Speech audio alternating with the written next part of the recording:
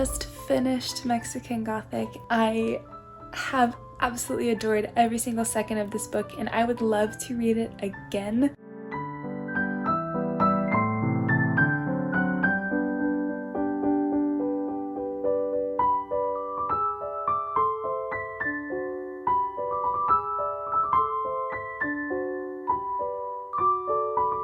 Hello, welcome to this vlog. Welcome to my channel. My name is Emma, and this week is another reading vlog. Today it is the 26th of October. I skipped last week with the reading vlog. I really started off like I vlogged Monday, Tuesday, and then Wednesday, and the rest of the week I just didn't vlog at all. I really wasn't feeling it. I actually finished 2 books last week, but I didn't feel like turning on the camera and talking to it, and you know, so today it's almost 4 p.m. and I am about to go on a run with my friend Lily, but before that, while I'm still in my clothes, I wanted to give you all of my reading updates so that we're all caught up to speed on this vlog. So last week, the first thing that I finished was Mexican Gothic by Silvia Moreno-Garcia. I finished this on Tuesday night, I think. So I started it and finished it pretty quickly. I absolutely adored this book. I loved the motifs. I thought that the descent into madness part of the Gothic was very unique. It was very metered. It was with rhyme and reason, and I found that to be pretty unique and exclusive to this novel. I really enjoyed it. I loved Noemi, and the relationships that she formed with the different people in the household were really interesting.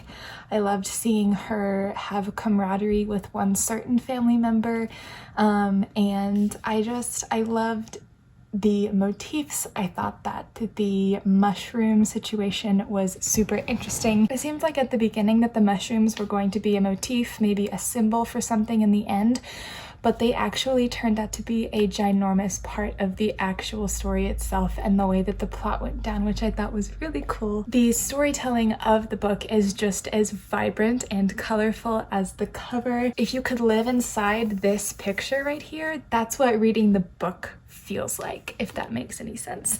And I just totally adored this book. I'm gonna give it 4.5, if not 5 stars. I have trouble deciding because I give away my 5 stars pretty easily, but I also am like very easily entertained, and entertainment is the biggest thing for me with reading books. So I think if this turns out to be an all-time favorite, as I have more separation from my first reading experience, it'll definitely be a 5, because I just thought the quality was incredible. And just for the sake of clarity, to give a quick rundown of the plot, Mexican Gothic is about a young Mexican woman whose cousin has recently been married into a sort of colonialistic English old money family, and she gets some letters. Her father, the main character Noemi, her father gets some concerning letters from this newly married cousin talking about she feels like she is going to die in this house. She feels like someone is going to kill her, some very concerning things. So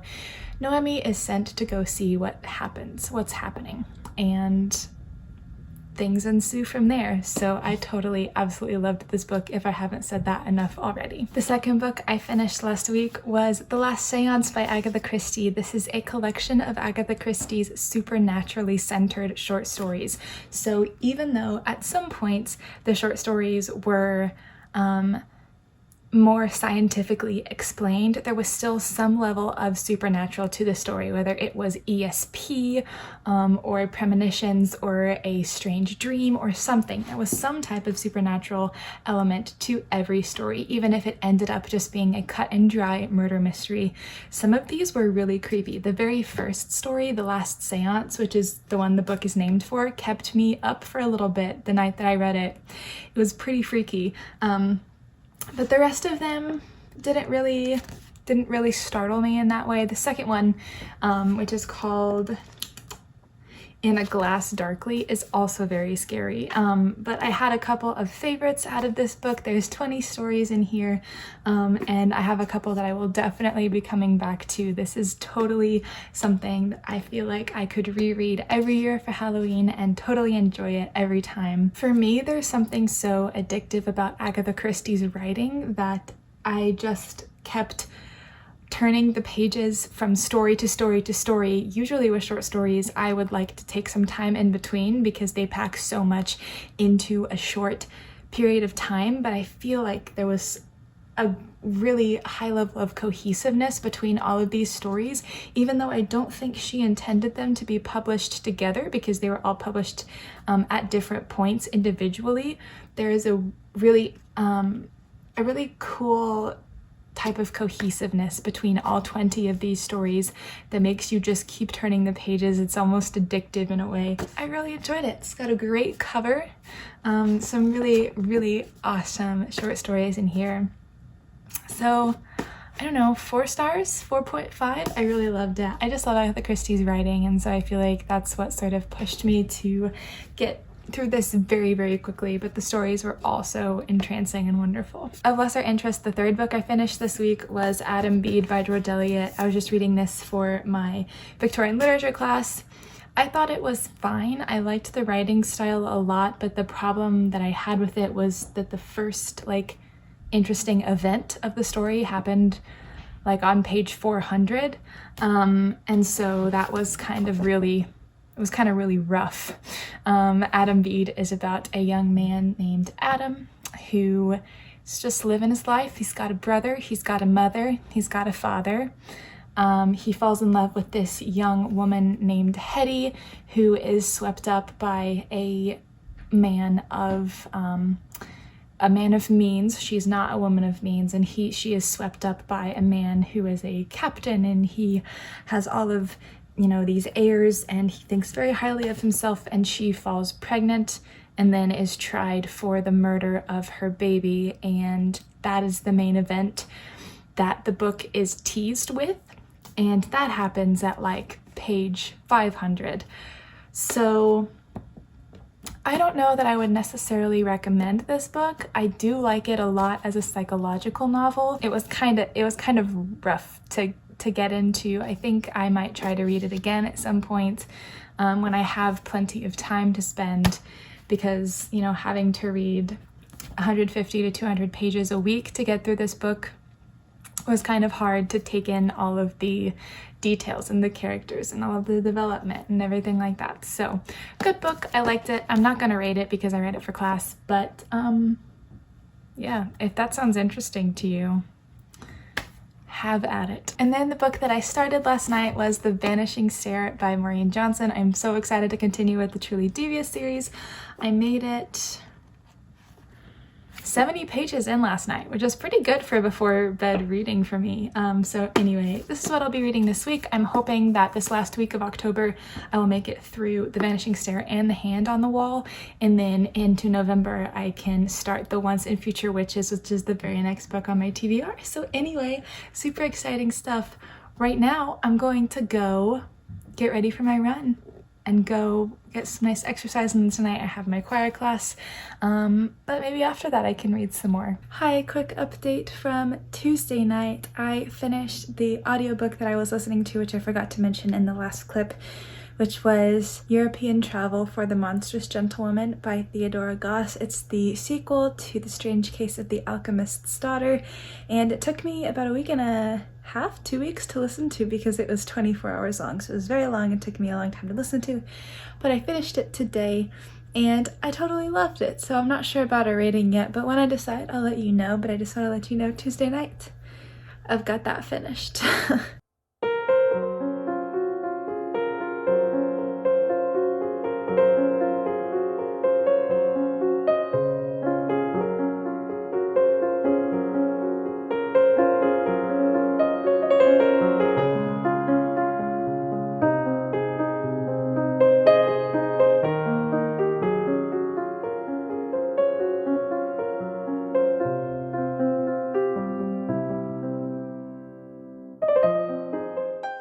I just finished the Vanishing Stair. It's about 7:30 on Wednesday night, and I'm just gonna keep going.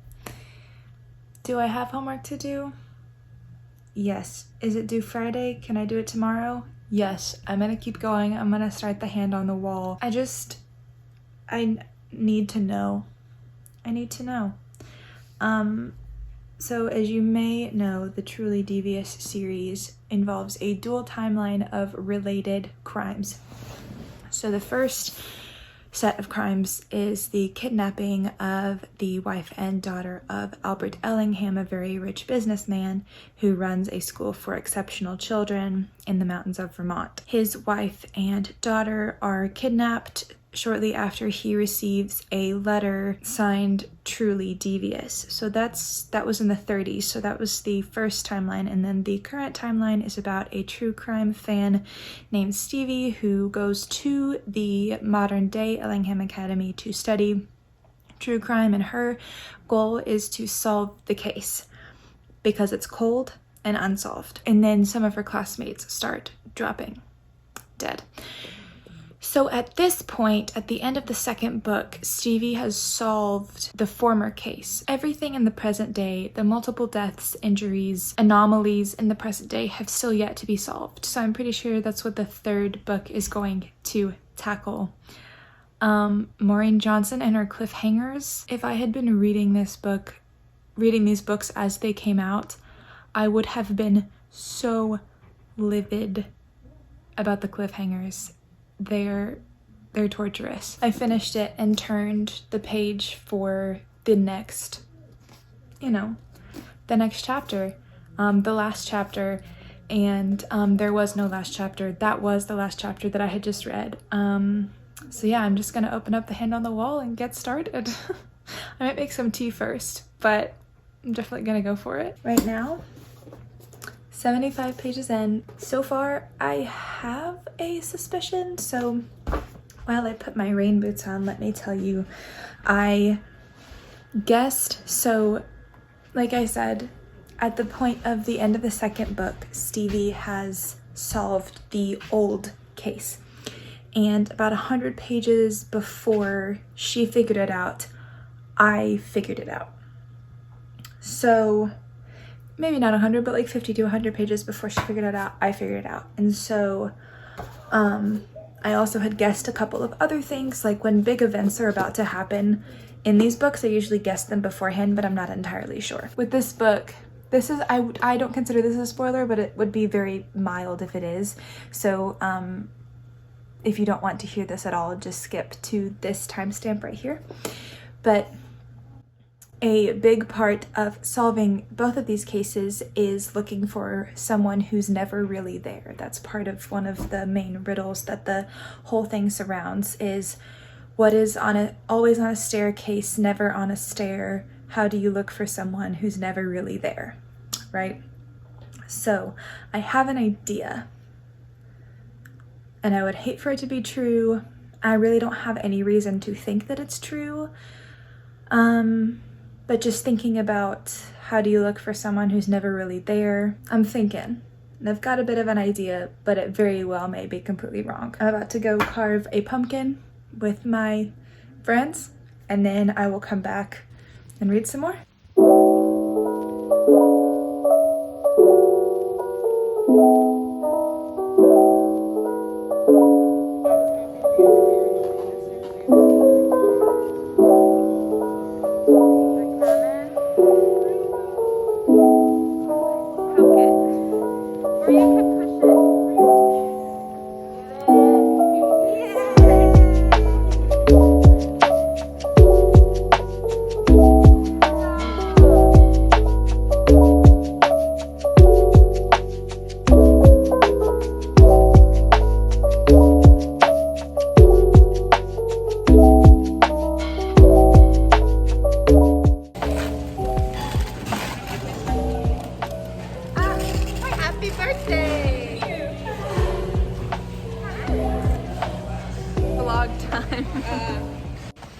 Hi, it's Thursday.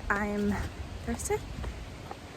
Yes, it's Thursday. I'm late to class because I just got back from celebrating my friend Caroline's birthday for breakfast, and we had some complications because there's a tropical storm happening nearby my area.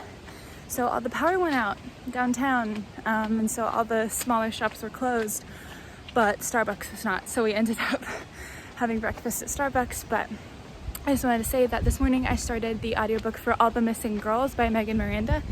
It is my first thriller, and I'm not sure how it's gonna go, but we'll see.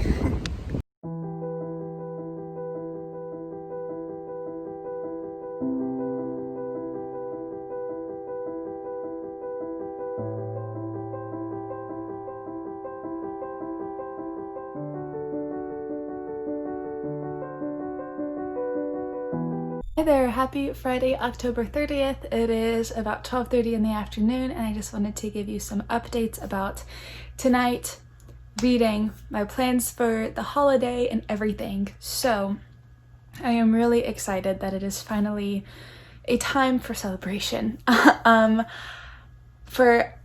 love the holidays every year, and I consider Halloween to be one of the holidays, but especially with everything that's been going on, the prospect of having a time to have fun and be silly and celebrate, obviously sanitized and masked and safe, but nevertheless be able to have fun and celebrate and do fun things has been really, really exciting. So I'm very happy that the holiday has finally arrived. So today it is 12:30 like I said, and I have an appointment at 3, but until then I'm planning on reading The Hand on the Wall by Maureen Johnson. I thought it would take me about 6 hours to read this based on my average lately, but it seems to be going a lot quicker.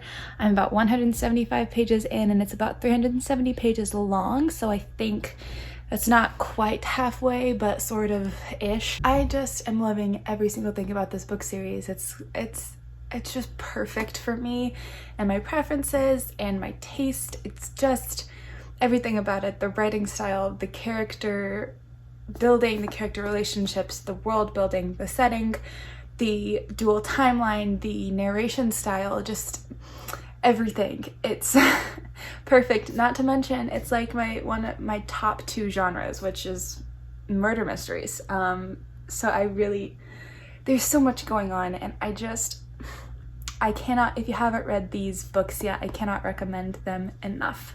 So anyway, there's that. I also have been listening to All the Missing Girls by Megan Miranda, and it's my first thriller, like I mentioned before in the video, and I am really liking it. It's not scary yet, but I think it may get there because it's about missing girls. So yeah, listening to that. It's rather short, but I'm not getting through it very quickly, but we'll see how that goes. Had to switch arms there. The Missing Girls by Megan Miranda is about a woman nearing 30 named Nicolette who is from a small North Carolina mountain town, but has moved to Philadelphia, I think, and made a new life for herself. She's got a very successful, very rich fiance who she really loves. And the one thing that continues to haunt her is that one of her best friends disappeared from the county fair 10 years earlier. And so she goes back home to take care of some things with her father, who is in deteriorating health, and then another girl disappears. So I think that's a pretty good synopsis.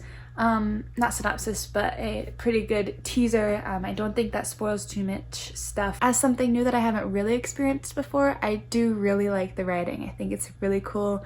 It's very simple and straightforward, but the narrative, like the storytelling style, like the way the chapters are split and how much information is given to you is very fragmented and easy to follow, but at the same time not telling you much of anything. They're really setting up the characters and the town dynamic and the facts of the cases, and then I think we're going to sort of start getting into some scary stuff. It's not very scary yet, but we may get there.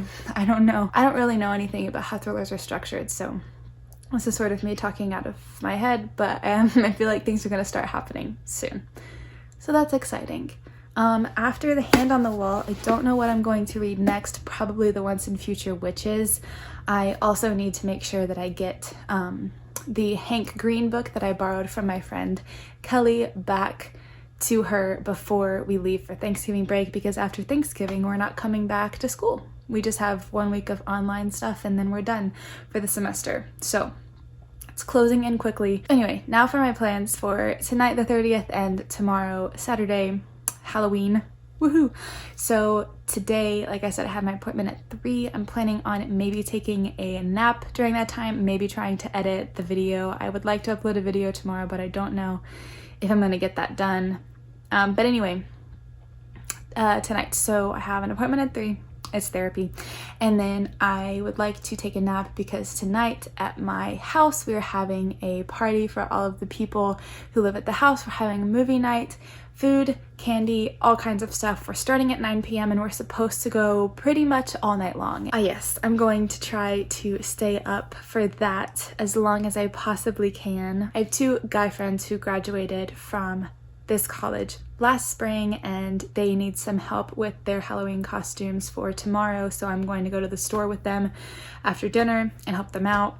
Then I'm gonna get dressed up in my costume for tonight, and then it'll be party time. And then tomorrow on Saturday, I have a baking date in the morning with some of my girlfriends who still go to school here, and then I have been invited to one of those guy friends that I mentioned. He invited me to his family's party about 45 minutes away at their family house, and so I'll be going there in a different costume from tonight. Those are my plans. That's a big brain dump. I hope you, at this point, it'll be the Wednesday after Halloween, so I hope that you had a nice holiday no matter whether you just stayed in and watched movies by yourself or with friends or passed out candy to little kiddos or whatever. I hope that you had a good time and that you stayed safe and healthy and that everything is lovely. And I'm gonna go read this book. Okay, so part of my hanging fell down, as you can see, but I'm about 100 pages from the end, and I just want to say that I had a theory a little bit ago the other day about who the current day murderer might be, and I don't think that that is true anymore.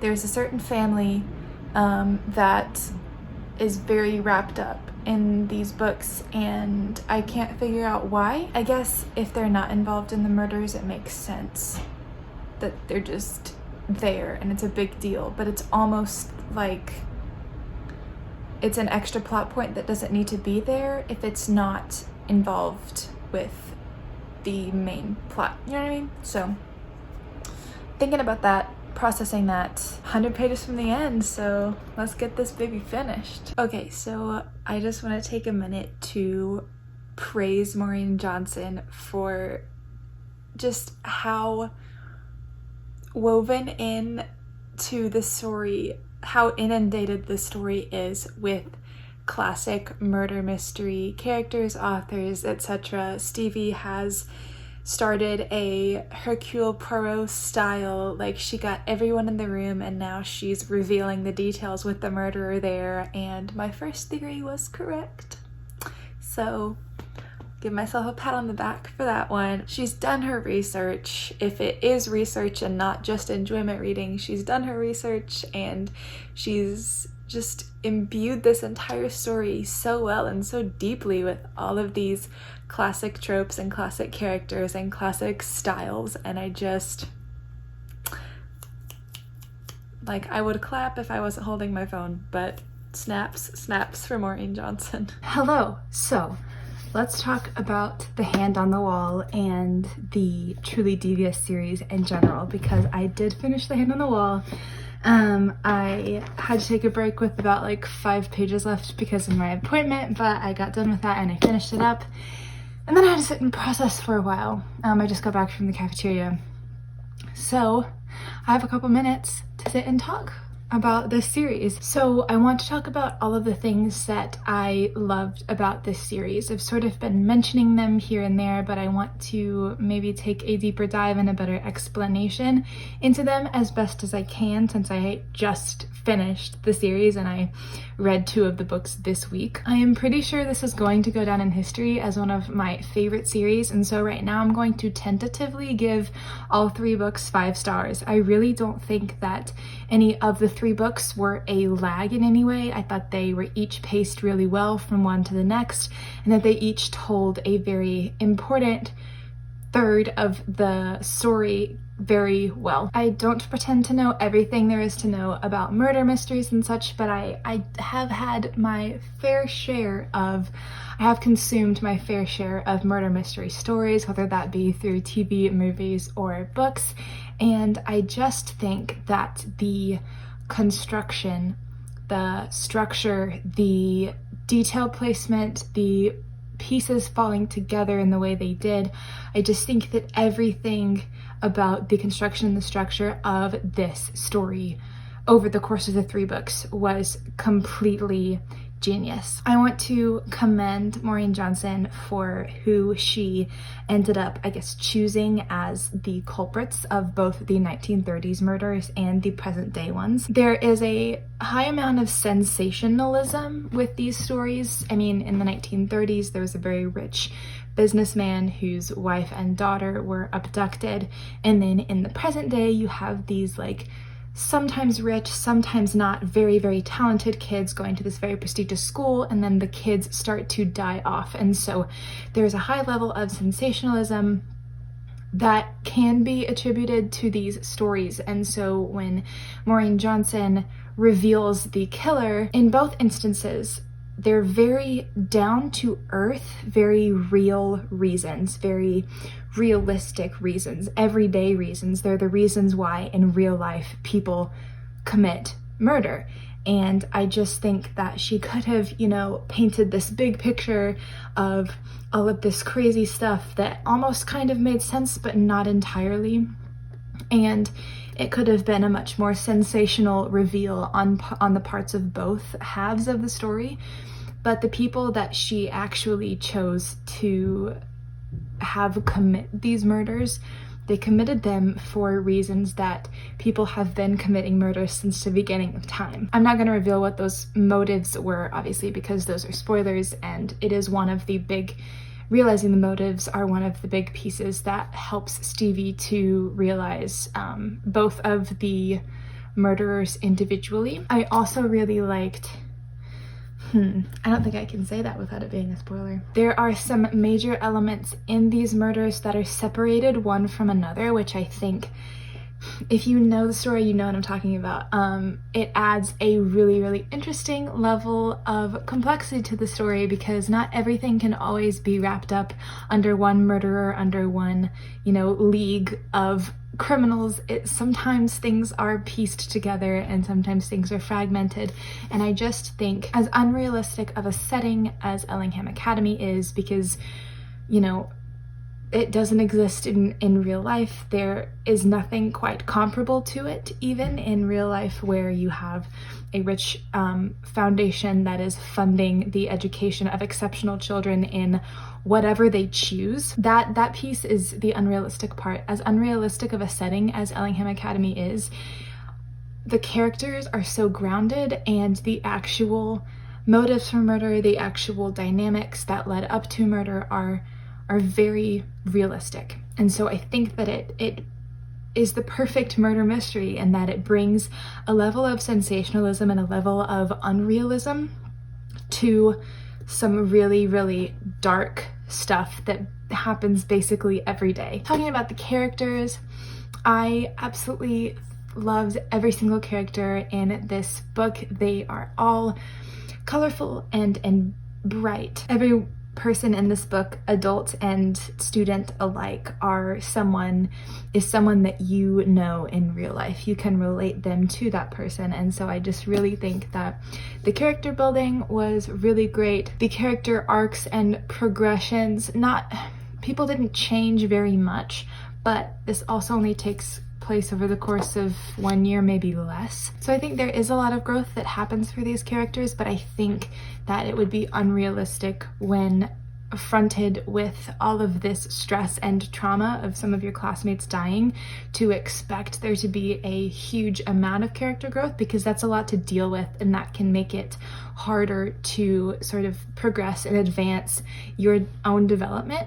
And so I thought that part was good too. Stevie, the main character, has panic disorder, and so as, you know, like character development, I wouldn't expect her to not have panic disorder by the end of it, especially since she's going through a high level of, stress throughout the entirety of the series. And so when you get to the end, her panic disorder hasn't gone away, but she has things that she can use to get a handle on it. She knows what she needs to do to keep moving forward when panic strikes. And I think that that's the type of realistic character development that teenagers undergo, especially during stressful periods over the course of just 1 year. And my other favorite part of the story was the interplay between the two narrative storylines. So obviously you've got the 1930s storyline and then the present day storyline, and the way that Maureen Johnson chooses to reveal details in almost a cyclical fashion between the two was really interesting. It did some really good reinforcing for details that may have been confusing, and also just like the first book, that made it page turning for me because I was trying to learn the facts, but as they progress, it gets more and more personal. So in the first book, she's sharing more of facts through these flipping timelines, but then once you get here, it's the present day timeline is Stevie investigating and going over things over and over and over again. And then the 1930s timeline is revealing more personal details that have a lot to do with the case, but are not necessarily case details. So they help you put together the story before Stevie does. So I would like to commend myself because I did guess both of the outcomes for both of these separate murder mysteries that are present in this novel. So good for me. But those are all my thoughts on the Truly Devious series at the moment, and The Hand on the Wall more specifically, even though I did just talk about the whole series for about 10 minutes. But I just really love this series. I'm going to sit on my decision between 4.5 stars and 5 stars for a little bit because I think this will end up being a long-time favorite, and so therefore it would be 5 stars, but if not, it will end up all 3 of them at 4 stars because I don't think that the quality sagged at any point in the series. I really thought all 3 books were masterpieces, to be completely honest. I have to go help my friend buy something for his Halloween costume. Gotta go help him pick it out. I will see you later when it's time for my house Halloween party. Hi, here I am. I'm ready for the house party. I've got all my glitter on. I've got some rhinestones on my eyebrows and some stars and fun pink earrings. I did put on this lipstick, but I will end up wearing my mask during the party, but I just thought, why not? I'm ready. Happy Halloween! Almost tomorrow, but this counts. So this is just a shot of our table that we decorated for the party. We spent a while decorating our living room for the party and it actually turned out really well. We watched all of Over the Garden Wall, which I had never seen before, and I absolutely adored it.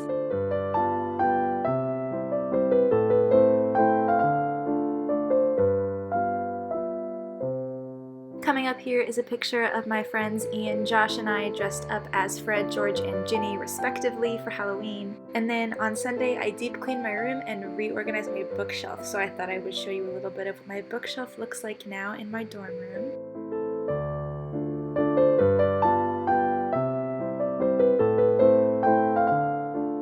I said goodbye to my Halloween door decorations.